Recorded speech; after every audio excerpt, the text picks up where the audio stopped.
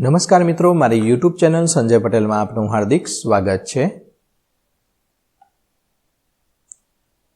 બાળ મિત્રો, આજે આપણે ધોરણ 4 વિષય છે પર્યાવરણ આસપાસ, તેનો પાઠ 17, પાઠનું નામ છે તેજલ અમદાવાદમાં। તેની સ્વ અધ્યયન પોથીનું સંપૂર્ણ સોલ્યુશન આજે આપણે આ વિડીયોની અંદર જોવાના છીએ।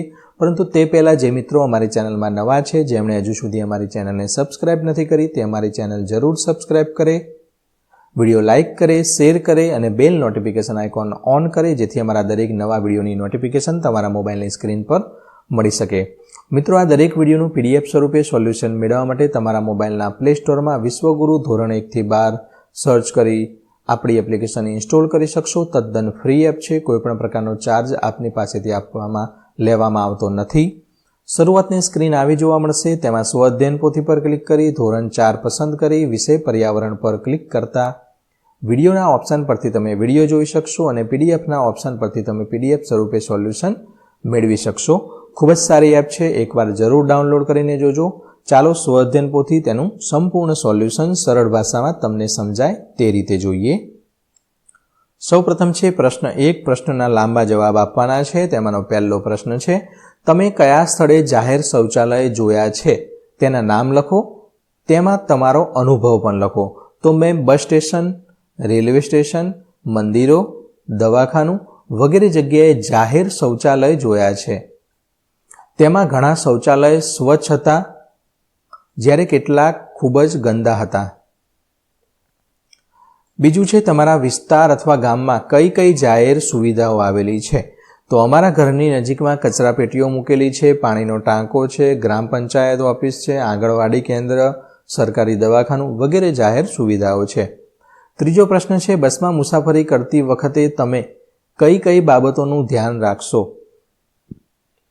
તો હું બસમાં મુસાફરી કરતી વખતે મારી સીટ પર જ બેસીશ, બસમાં ગમે ત્યાં કચરો નહીં ફેંકું, બસની સીટોને નુકસાન પહોંચાડીશ નહીં, બસમાં ખોટો ઘોંઘાટ કરીશ નહીં। ચોથો પ્રશ્ન છે, તમે મુલાકાત લીધેલી હોય તે હોસ્પિટલમાં નીચેના પૈકી કઈ બાબતો જોઈ તેની સામે ખરાની નિશાની કરવાની છે? તો હોસ્પિટલમાં જાઓ ત્યાં કેસબારી હોય, ડિસ્પેન્સરી હોય છે, પૂછપરછ વિભાગ હોય છે, x ray room, operation theatre, doctor room, laboratory અને ડ્રેસિંગ રૂમ હોય છે। તમે જે જોયું હોય તેમાં જ તમારે ખરાની નિશાની કરવાની છે। નીચેના સ્થળ પર તમે જાઓ છો અથવા તો તેમાં મુસાફરી કરો છો ત્યારે તમને કેવો અનુભવ થાય છે? ડાબી બાજુ સ્થળના નામ આપેલા છે, જેમાં હોસ્પિટલ એટલે કે દવાખાનું, તમને થયેલ અનુભવ, તો દર્દીઓને સારી રીતે તપાસીને તેમને જરૂરી દવા આપવામાં આવે છે। બસ અને રેલગાડીની અંદર તો બસમાં મુસાફરી કરવાની ખૂબ જ મજા આવી, ડ્રાઈવર સારી રીતે બસ ચલાવતા હતા। ઊંચી ઇમારત, તેમાં ઊંચી ઇમારતના ઉપર ચડીને નીચે જોવાની ખૂબ જ મજા આવે છે। હોડી, તો તેમાં હોડીમાં બેસીને પાણી ઉડાડવાની ખૂબ જ મજા પડે છે। જાહેર શૌચાલય, તો જાહેર શૌચાલય ખૂબ ગંદુ હતું, જેથી ત્યાં ખૂબ જ દુર્ગંધ આવતી હતી।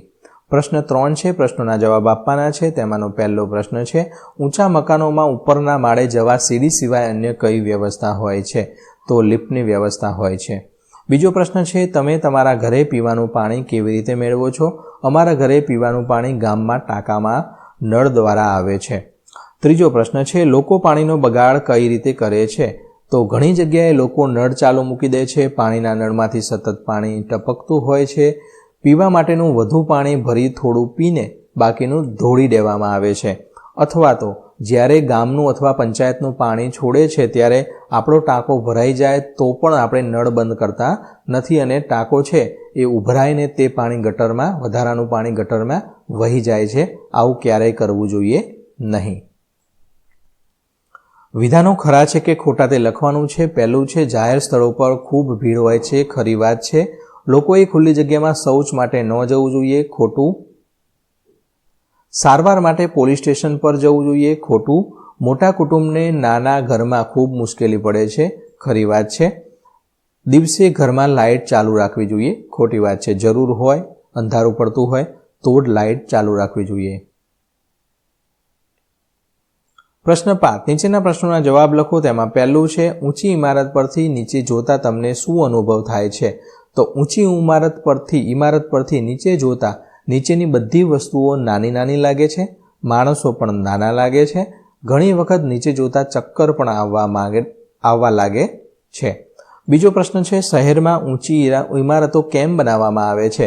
તો શહેરમાં અલગ અલગ મકાનો બનાવવા માટેની જગ્યાઓ ઓછી મળે છે, એટલા માટે શહેરમાં ઊંચી ઇમારતો બનાવવામાં આવે છે.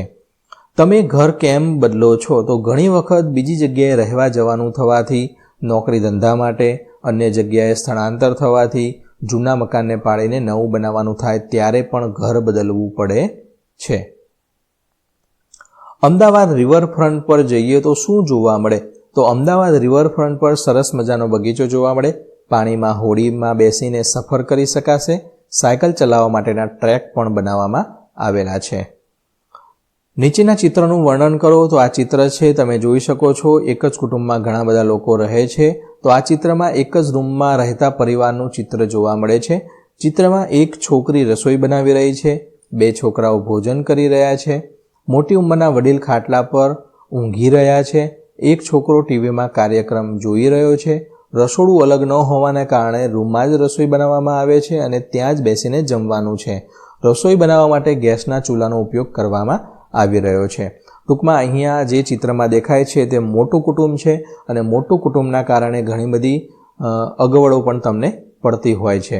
તો આશા રાખું કે બાળમિત્રો આ સ્વાધ્યાયન પોથીનું સંપૂર્ણ સોલ્યુશન સરસ રીતે તમને સમજાઈ ગયું હશે. આ દરેક વિડીયોનું PDF સ્વરૂપે સોલ્યુશન મેળવવા માટે આપણી એપ્લિકેશન વિશ્વગુરુ સંજય પટેલ તમારા મોબાઈલમાં ઇન્સ્ટોલ કરો. ફરી મળીશું આગળના વિડીયોમાં. ત્યાં સુધી આવજો.